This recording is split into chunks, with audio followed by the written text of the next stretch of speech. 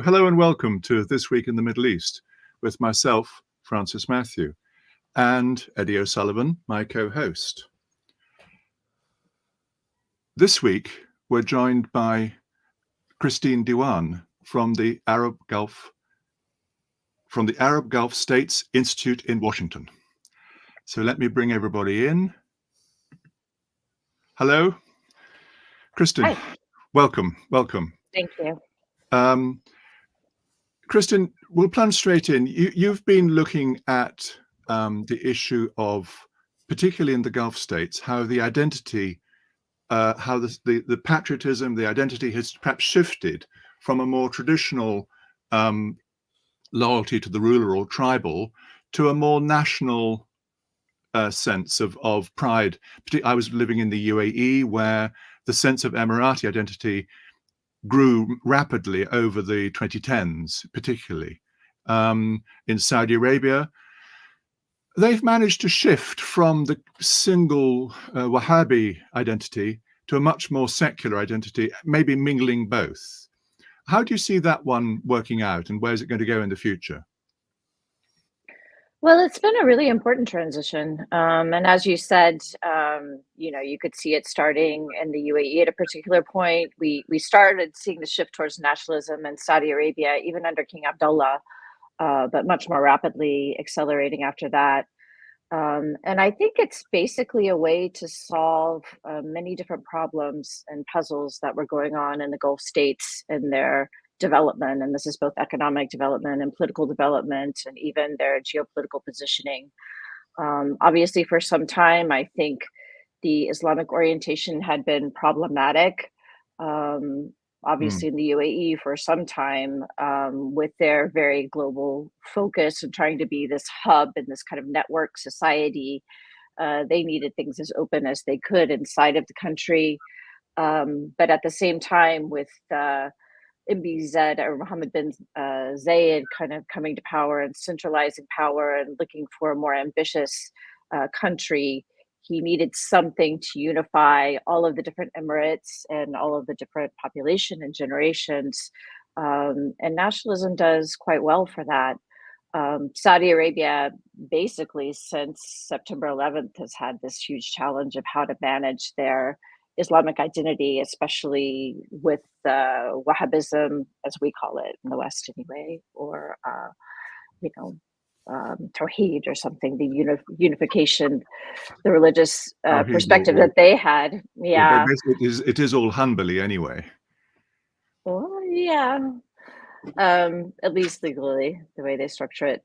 Although Muhammad bin Ibn Wahhab was kind of against that, but in any case, it was problematic for them for some time, and so finding an alternative way to again unify the country, and more importantly, I think we'll probably talk about survive this generational transition that was happening in the country.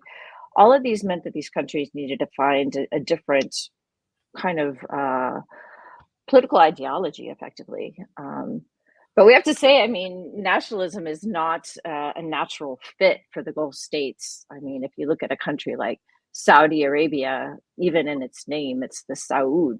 This is not countries that usually seek to mobilize their population and mobilize them in a sense of belonging and ownership like nationalism gives countries. So it's an odd fit, but one that is definitely working for the countries today. But so how did this actually happen? Because I can remember when King Abdullah was there, he made a big thing of going to these camel festivals, the Jandaria, and bringing in the sense of some kind of other identity from the Wahhabi identity. The Bedouin ladies came driving in from the desert, driving their cars, which they weren't allowed to do in the cities. But what were the mechanics for getting that identity or infusing it into a younger generation? Well, I think we need to think about two things here. And one is, you're right. I think King Abdullah was taking a much more sort of conservative approach to it, one that challenged only kind of on the margins the religious authority that the Al Saud had themselves empowered, and also challenging the religious groups, kind of civil society, almost you could call it, in Saudi Arabia, that they had also been empowered through the system that they had. But I think we have to look at the Arab Spring, which was hugely important, which is very much linked to generational transition within the Gulf states. And then we have to talk about generational transition as well within the leadership, right? So it kind of waited for a younger leadership that better understood how to do this. And if you see how it was achieved, it basically awaited, at least if we're talking about Saudi Arabia in particular, a younger leadership, particularly Mohammed bin Salman coming under his father, that understood this younger generation, that was watching it very closely. And here, when we talk about generational change, we're not just talking about age, which is, of course, important, that we have a demographic shift in the Gulf and a younger population that's coming up, which is really centered on millennials, by the way. If you look at the generational pyramids, it's the millennials that are the largest group. But it's really about a cultural shift with this generation. And it's something that we see even in the West, right? And that has to do with technology. So it was understanding the aspirations of these young people that you could see through the way that they were using these new digital spaces, whether it be YouTube, whether it be Twitter, to communicate in different ways, to communicate different sort of things that they wanted. And I think there was an understanding that they need to get control over these spaces, but that they also needed to be able to entice this generation to work with them. So it's both kind of carrot and stick, right? You make it clear that politically we're not going to accept any opposition to the ruling family, but at the same time, we need this generation to step up. We need you to be part of the solution, and a really important economic transition, right? Because here we're talking about the transition away from oil, where you're going to demand more from the population, right? It's not anymore kind of a patriarchal system where we're just giving you oil wealth and benefits. We need you to actually contribute to the economy and to take more responsibility. But we need to do all of this under absolute loyalty to the leadership. And that's a very tricky transition, if you think about it. And then we haven't even brought in the Islamic element there yet. No, we'll get there. Yes. Exactly. And so I think it took watching what was happening during the Arab Spring, the kind of demands that were coming from that, watching the leadership that was coming from the youth. And if you look at what happened in Saudi Arabia, basically, those that were more politically minded and had established a big presence in the country, all of them got hit very hard in this period of transition to Mohammed bin Salman. They were watched very closely, and they were very public because these conversations were taking place via Twitter. I was watching it as a scholar. I read Arabic. I was following very much youth politics at the time. And so either they were eliminated by being arrested or intimidated, or they were enticed to come on board. And they had, under Mohammed bin Salman, even before he came to power, he had established, for instance, institutes like the MISC, the Mohammed bin Salman Foundation, which was an organization, charitable organization under his control, that was seeking to engage with youth and very much on the digital space. And so it was very much trying to engage, show how to properly use Twitter to support the government and the Saudi ambitions, and also to create more space, right? Because people wanted to engage in this new creative way. And you could see that through the kind of shows that were being created on YouTube.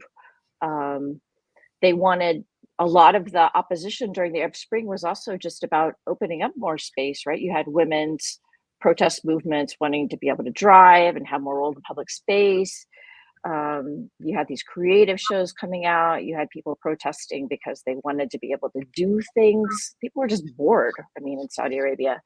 So I think it was both watching that space, taking on the religious leadership and the whole religious power structure that they also themselves had created, and transitioning that to allow for more social expression, and at the same time clamping down on the political voices that were calling for reform. And this So is it's still pretty a work in complicated. progress. We're not quite sure where this is going to go. Eddie, jump in.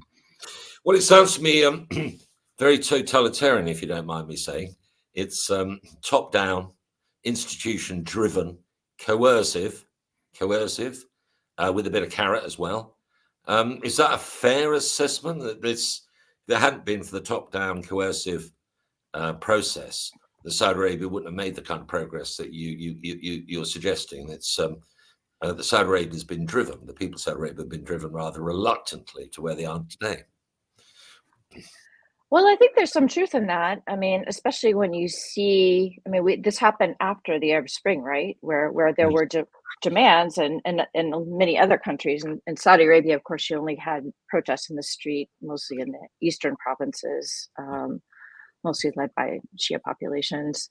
But in the other countries, you had very much a young people-driven drive for change in the street. I mean, we had hundreds of thousands of people in the street in Bahrain. We had hundreds of thousands of people in the street in Kuwait. We had protests in Oman. And we had those same kind of demands online in Saudi Arabia.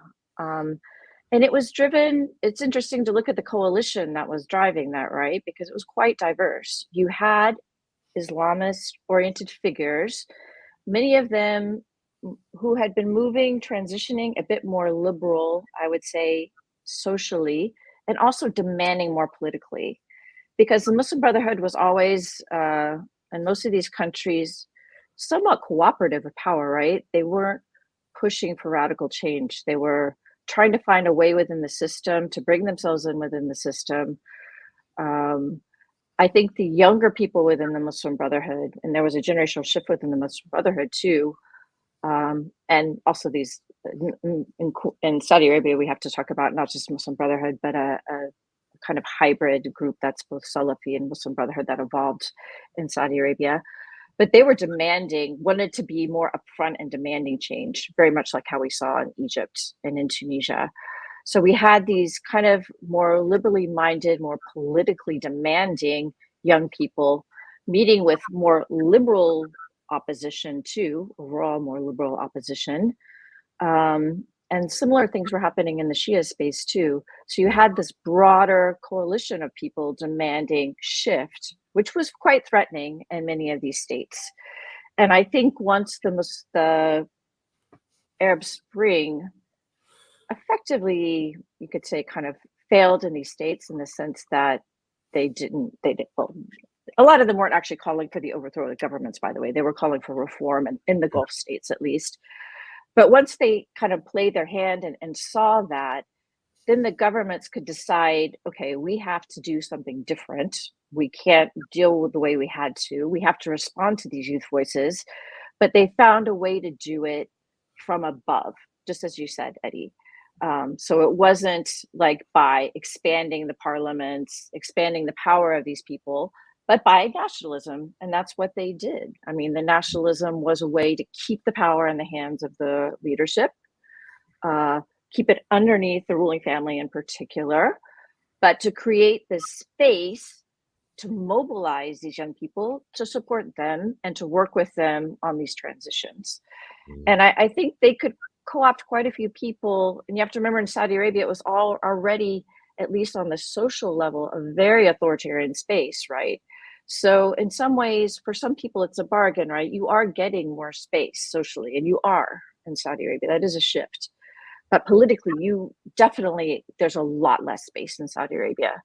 I mean, when I was going to the kingdom, a lot less space politically. Yeah. Francis. I mean, when I was going to Saudi Arabia 2011, 2012, 13, I could openly speak to people. I could follow people on Twitter that were calling for certain kinds of change, that were openly talking like that.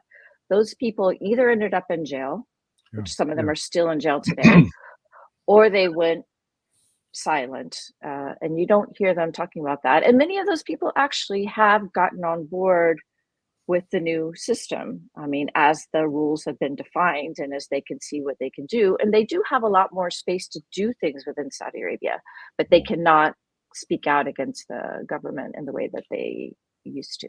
Yeah, I Kristin, remember, because I was in Saudi Arabia in 2004. I mean, it was after the Iraq invasion, which was going to bring democracy and freedom to the Iraqi people, and all this optimism. And Bill Clinton came around, and I went to a conference in Jeddah, and there was a wide open debate, about lots of things, really naughty stuff. I mean, obviously in English, so the majority of the population was excluded from it, but that's changed.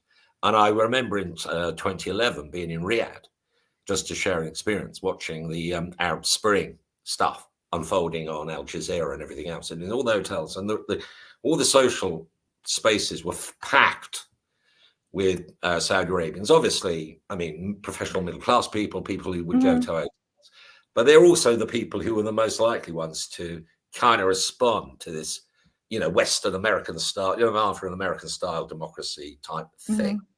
And I looked at their faces. And I was watching their faces, not the television. And I was looking at the room with Saudi Arabians. Of course, they all wear the clothes, but underneath them, they're very diverse people.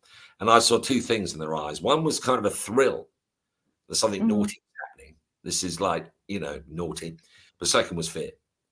And I think the fear trumped everything in Saudi Arabia. I think it was fear of chaos and instability that eventually was the great fueler for the repression of any possibility of anything approaching the ideals of the Arab Spring, which were very badly formulated anyway.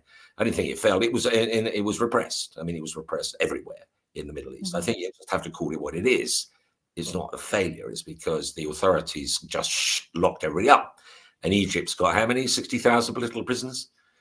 I mean, that's what they did. And it's worked, and it shut everybody up, and everybody knows their space. But the question I suppose I'm going to ask you, Kristin, looking ahead, how sustainable is such an approach in a society and not just the government, but societies which are saying we want to join the advanced economies. We want to be like, maybe not America, maybe like Germany, maybe like Netherlands. We want to join this advanced progressive societies where there's openness and there's, religion doesn't play a big role. Can you make that journey whilst at the same time restricting discretionary behavior to the extent that it is a fact of life? In many, in most Gulf states. I mean, that's a challenging question. I know that. I mean, you can say yes or no, but maybe. Kristin, come on.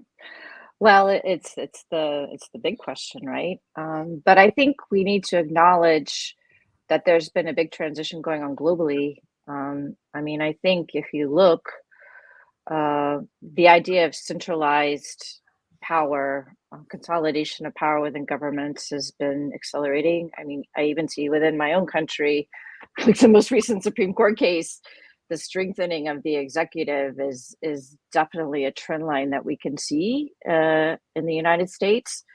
I'm just using my country as an example. Even under the Biden administration, we started to see industrial policy. I mean, if you look at the green policies that were created by the Biden administration, this was industrial policy organized by the state from above in a way that we haven't had in the States very much, I have to say, especially in the States, we don't do this kind of thing.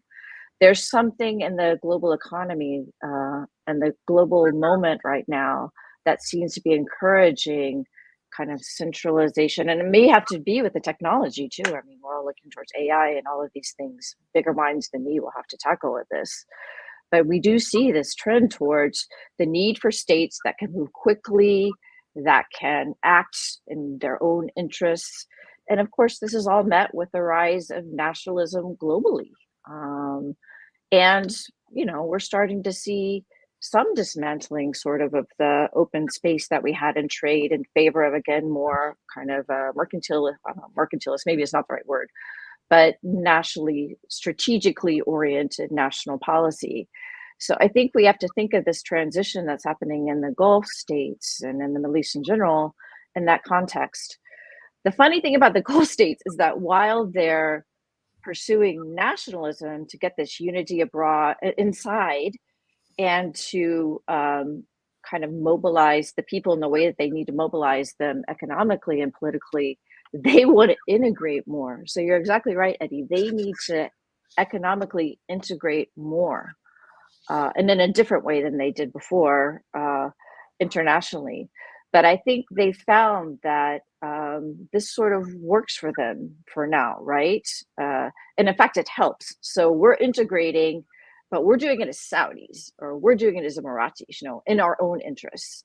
And I think that dampens some of that, if you want to say it, sort of an anti-Western, or always that was somewhat present there, that the Islamists were responding to resentment of, the overbearingness of the Western countries, or of US domination there, or cultural domination.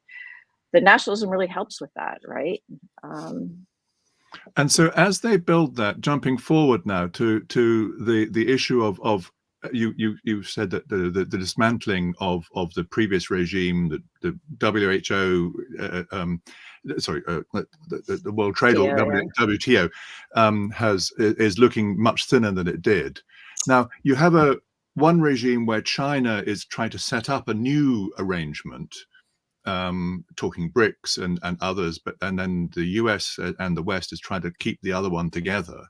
In this multipolar world, you've got Russia also at the moment on its own with the war in Ukraine, but there are 3 poles there flying around. Yet the Gulf states are having to balance working in that world. At the same time, they're making their own local alliances. They're dealing with Iran, they're dealing with the situation in Yemen that got the Abraham Accords. Where do you see the priority, or how do you see any clash or cooperation between that global multipolar and that local regional? Well, I think the process that I've been watching the most in the Gulf states is one of, I would call it regionalization. It's basically this idea that we are no longer existing in this kind of Pax Americana system where the US was the absolute undisputed hegemon, and also the one that was supplying the security umbrella for these states.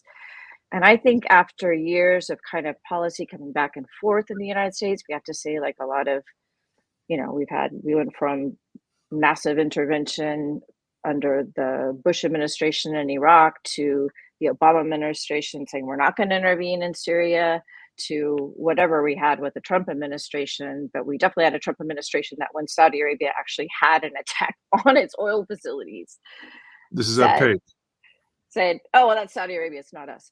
So there's definitely a sense that we're not going to be able to rely on the US in the way that we did before for our security. And in that sense, they're looking around their region and they're becoming wealthy, again, more centralized, stronger leadership. What can we do to set our own position within the region? And that's where we get things like the Abraham Accords, right? I mean, when the Emirates look around and say, okay, well, we have to look at what partners we can deal with, Israel is looking like a pretty good partner that's going to supply quite a lot in terms of the technology it can bring on board, economic advancement, these sorts of things.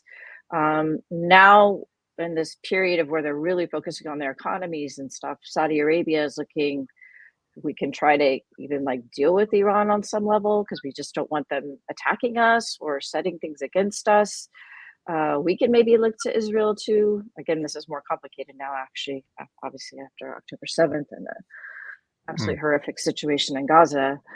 But I think there was that process going on about how can we best make our settlement in the region so that our power and what our interests are best strengthened. All of that while on the more global scale and with global powers, trying to kind of get the best you can from any of them. I mean, they're acting very much like middle powers in a middle space that can deal with everybody. And I think that's the way that they're seeking to work. They're not trying to be on one pole, and you can hear actually what they're most concerned about is they don't like it when the US is kind of starting a new kind of polarized situation with China, because that's they don't want to be asked to choose sides. They want to be able to get the benefits from whichever country they can get the benefits from. So the relationship in that regional context, the relationship with Iran is therefore trying to get is the priority. I don't think it's a priority. I mean, I think it was the biggest concern, right? I Right. mean, we definitely, this was where I think Saudi Arabia and the other countries had the most dispute with the United States, at least under the Biden administration, was that they felt they were moving ahead too quickly with Iran. I think they all realized that Iran is problematic and a threat for them. I just think, especially I felt it most coming out of the COVID period, these states really are focused on their economic transition. They're making massive investments, massive bets inside, and what they don't need is, quite frankly, the chaos and the problems that we're seeing in the rest of the Arab world. I mean, and that we see in Gaza and potentially in Lebanon, and that we see with the Houthis in Yemen. We don't want that focused and targeting us. So they're prioritizing their own internal development, education, Yes, investment, and even some of the absolutely, cultural things with film or with music and other things. 100%. Can I ask a question? You were raising American policy there, so I'm going to leap on that one. Because there's an election in America in November, we understand. And the odds are looking, I'm not going to call it, but there's a real possibility that Donald Trump will be back in the White House. What do you think he will do in the Middle East region that will affect, the Gulf states? What do you think is the most likely thing he's going to do? Nothing, lots, somewhere in between? And how do you think the Gulf states, what I call the Arab Gulf states, Saudi Arabia, UAE, will react to that? So, I mean, it's a tough one, Kristin, but, we're only a couple of months away from the possibility that it will be taking place. It's true. Yeah, it is a difficult one to predict, partly because of the nature of President Trump that we saw in the previous administration, because he's both very nationalist himself, wanting to kind of project in a way his own power, but also really reluctant to get the U.S. involved in any sort of military or long-term intervention. So I think at least what we're hearing, if you hear what they're saying, there's still talk of very tough game against Iran. They are very critical of the Biden administration on Iran. They talk very much that they're ready to reinstate the sanctions on day one. Interestingly enough, I'm hearing a lot about Iraq too. They kind of see Iraq as being in the same camp as Iran now. Really? So I think, yes. That's the Trump team. But Trump was very clear, wasn't he, in the debate, in which he said that Biden hasn't done enough to support Israel. Should give Israel. That's the other issue, yeah. So I think I see stronger sanctions on Iran, economic sanctions. I think, and they have ways, they have lists of basically how they'll implement those stronger. Those could be extended to Iraq. And I think you're right. I mean, I think we saw in the first administration a real willingness to kind of give the Israelis what they want. I mean, they need to, as he said, finish the job in Gaza. I don't know what that means. I can't even imagine what that means in terms of the humanitarian toll that's already. But how would the Gulf states respond to that if that is what the Trump administration is going to do? Toughen up in Iran, maybe they think that's good. Spread it more to Iraq, and I'm not sure the Gulf states are particularly keen on that.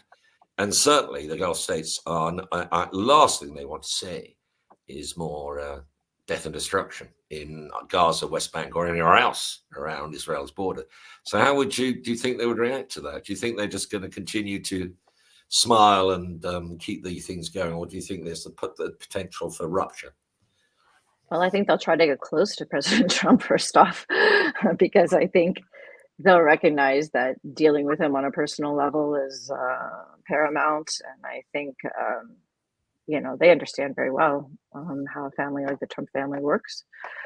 And they did quite well during Trump's first presidency. They regarded him as a welcome anecdote to Obama.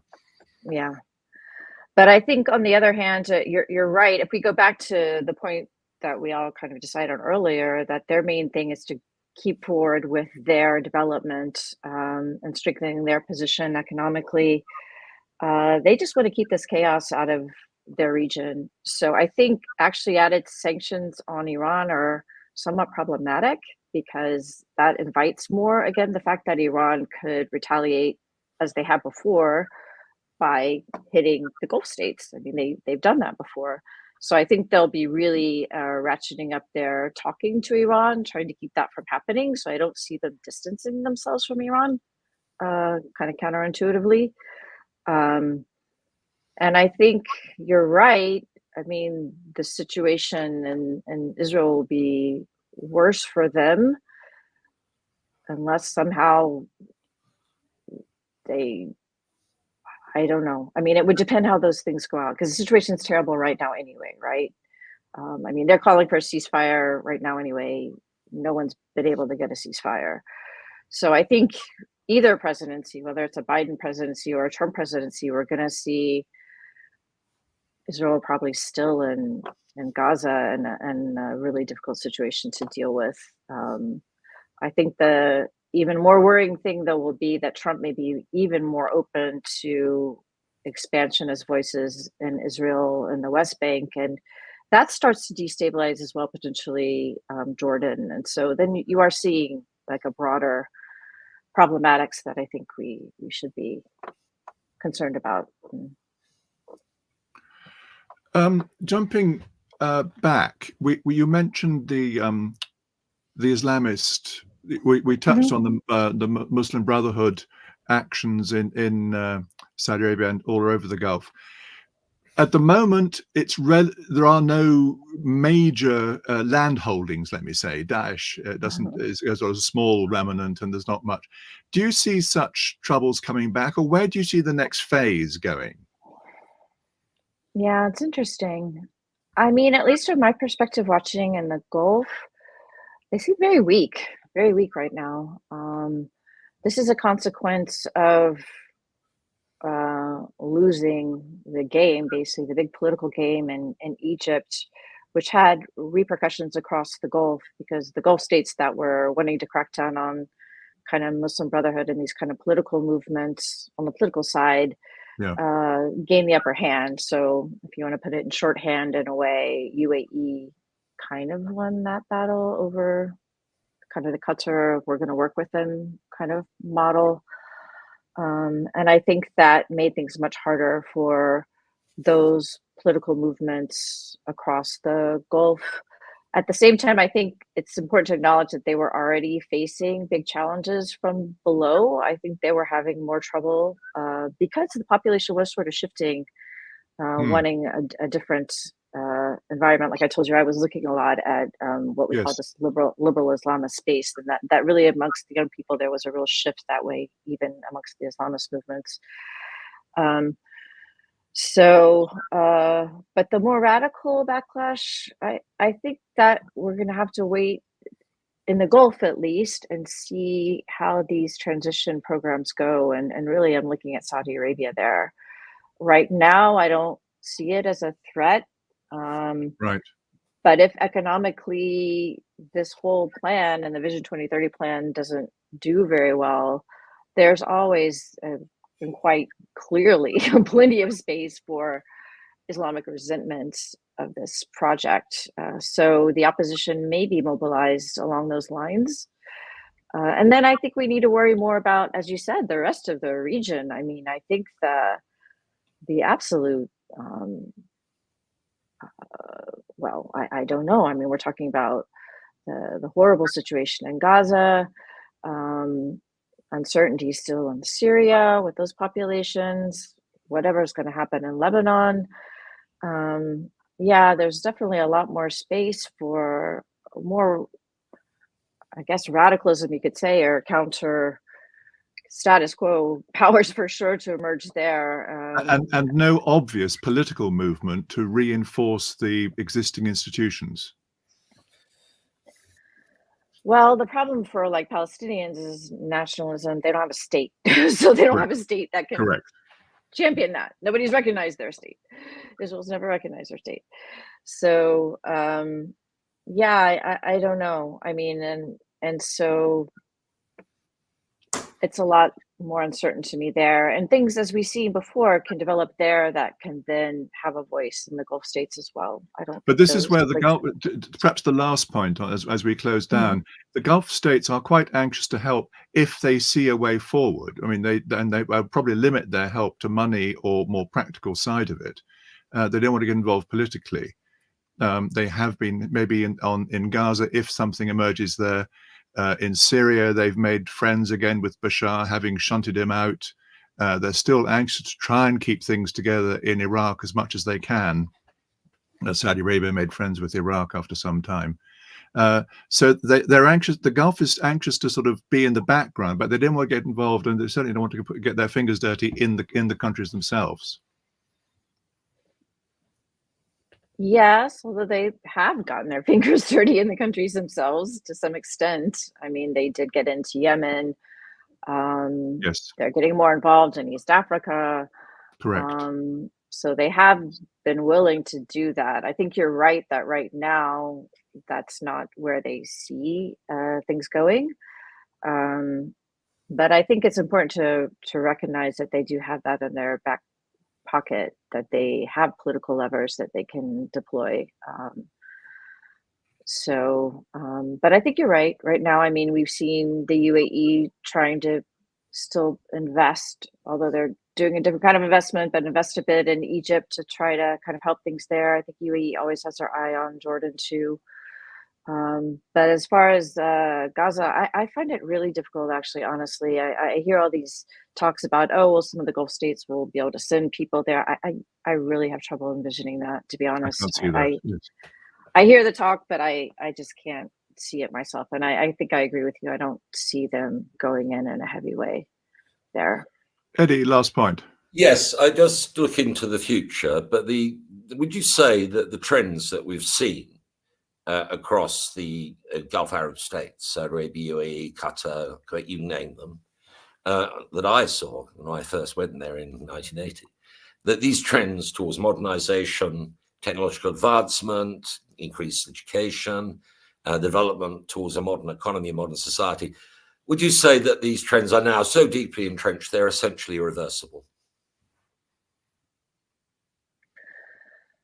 Yeah, I think so.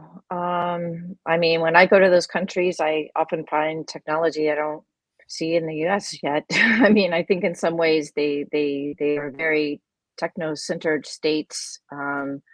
They have that money right now. They're looking towards the new economy. We're seeing how that's working its way through the population and education systems to some, hugely in some of the countries.